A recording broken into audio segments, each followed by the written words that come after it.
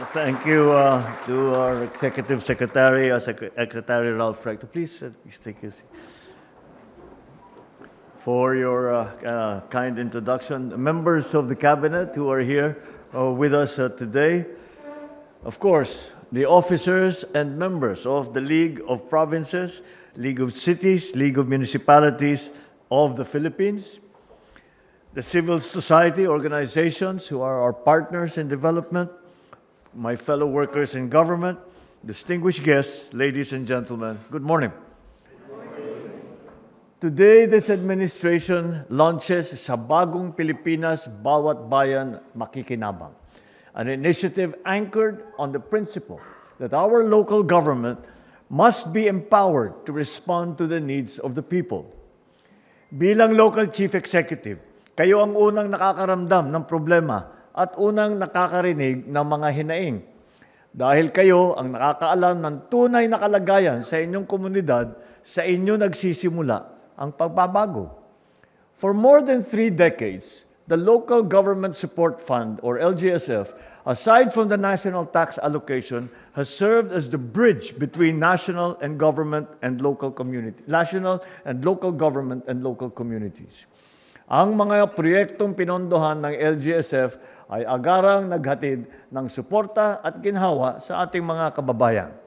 Ilan sa mga ito, ang pagsemento ng farm-to-market road, halimbawa sa Barangay Putlan, sa Nueva Ecija, ang pagsasagawa ng school building sa Kamuning Elementary School, sa Kamsur.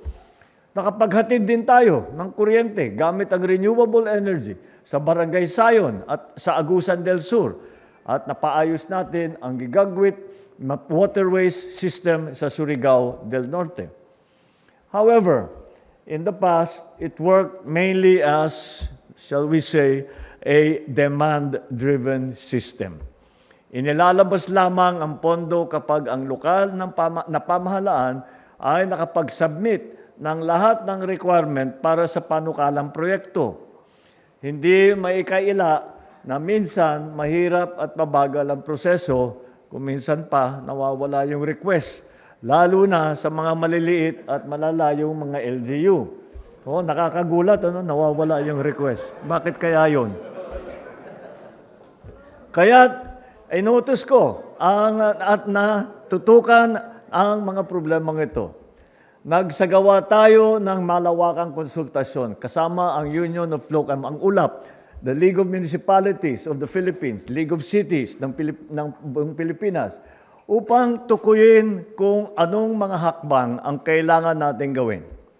Una, tinaasan natin na mahigit 34 na bilyong piso ang ating LGSF para sa 2026. Kaya sa kabuuan nito, umabot na ang pondong yan sa halos 58 bilyong piso. Pinakamataas sa buong kasaysayan ng LGSF. Bukod pa riyan, pinabilis at pinadiretso na natin ang pagdating ng LGFF sa bawat lokal na pamahalaan. Ginawa namin to dahil sa pagkilala na ang pangangailangan ng tao, gaano man kaliit o gaano kalaki, ay hindi pa nag-aantay pa.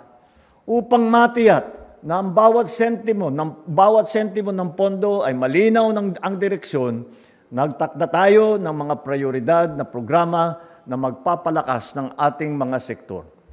Sa usaping pagkain, mula sa LGSF, mamamahagi tayo na 60 kilong bigas sa higit 5 milyong pamilyang Pilipino. Makakatanggap ang bawat pamilya ng 10 kilong bigas sa loob ng 6 na buwan kada taon. Sa tulong na ito, may ihahin na sa hapag ang bawat pamilyang Pilipino. Mas magiging maayos ang nutrition ng ating mga kabataan at kahit papano'y gagaan ang gastusin sa araw-araw. Popondohin din natin ang pagtatayo ng mga ospital at health station. Sisikapin na magdagdag ng mga medical equipment upang maging mas abot kamay ang serbisyong medikal. Inaasahan nating mababawasan ang pag-aalala ng mga Pilipino sa kanilang kalusugan. Kailangan na rin nating paigtingin ang ating paghahanda laban sa mga sakuna na pinalala ng climate change. Bibigyan natin ng suporta ang ating mga kababayan upang magkaroon ng multipurpose hall, sports facilities, iba pang mga pasilidad na maaring magamit bilang evacuation center.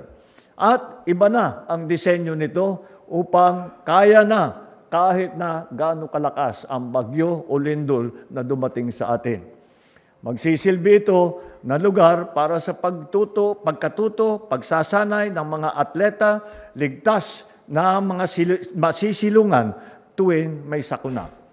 Susuportahin din natin ang pagsasagawa ng farm-to-market road at local road network upang mapabilis ang galaw ng mga produkto, ng serbisyo at ng mga mamamayan.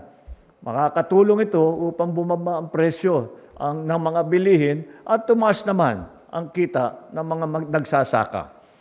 At patuloy din natin isinasaayos ang mga water supply system at electrification project.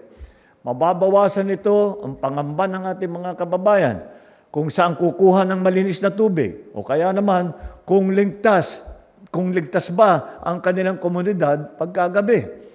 Bahagi ng LGSF na mas malawak nating layunin na isulong ang bagong Pilipinas kung saan ang pag-unlad ay nararamdaman sa bawat rehiyon at bawat komunidad.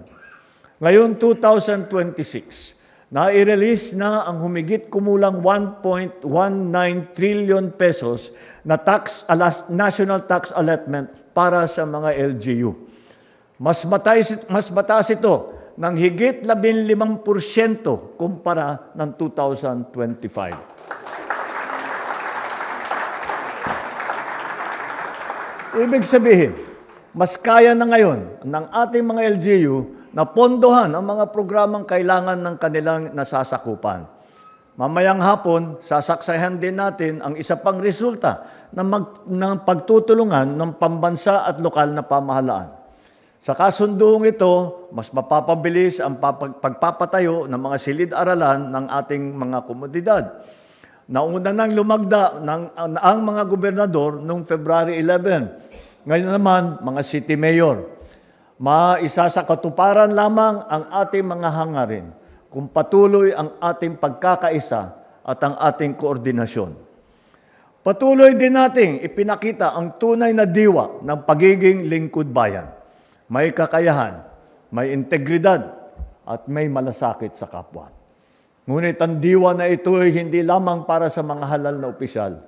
Ito ay dapat taglay sa bawat Pilipino. Kaya't umaasa ako na magiging bahagi ang lahat ng sama-samang pagsisikap para sa mas progresibo, mas maunlad at mas makatarungang lipunan. Hinihikayat ko ang lahat na makilahot upang ang mga proyekto sa inyong komunidad at maging katuwang ng pamahalaan sa pagtiyak na ang pondo ay napapakinabangan ng bawat mamamayan. Sama-sama nating itatag ang bagong Pilipinas na mas handa sa hamon, mas bukas sa oportunidad, mas maunlad para sa mga susunod na henerasyon. Maraming salamat sa inyo at mabuhay kayong lahat.